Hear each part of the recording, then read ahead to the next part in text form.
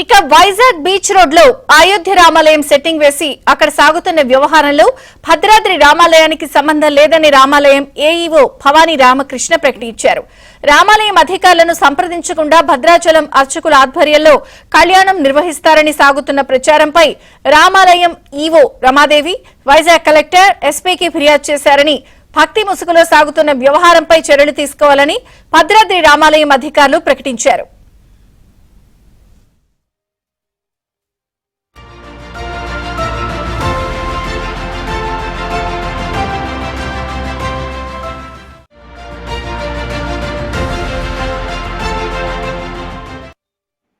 Vizag beach road లో Ayodhya replica temple నందు శ్రీ సీతారామచంద్ర స్వామి వారి కళ్యాణం భద్రాచలం నుంచి ఆస్థాన పండితులు వస్తున్నారని తెలియజేయచ్చు. కళ్యాణ నిమిత్తం సుమారు 3,000 రూపాయలు వసూలు చేయించున్నట్లుగా దేవస్థానానికి వీడియోల ద్వారా తెలిసింది. ప్రసార మాధ్యమాల్లో కూడా ఇదే వీడియోలు వైరల్ అవుతున్నాయి.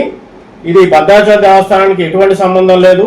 దేవస్థానం వారికి తెలియకుండా ఇటువంటి కార్యక్రమాలు కళ్యాణాలు నిర్వహించుట చట్టరీత్యా నేరము, దీనికి శిక్షార్హులు. దేవస్థానం ఈ విషయంలో సర్వ హక్కులు ఉన్నాయి, కాపీరైట్ హక్కులు కూడా ఉన్నాయి.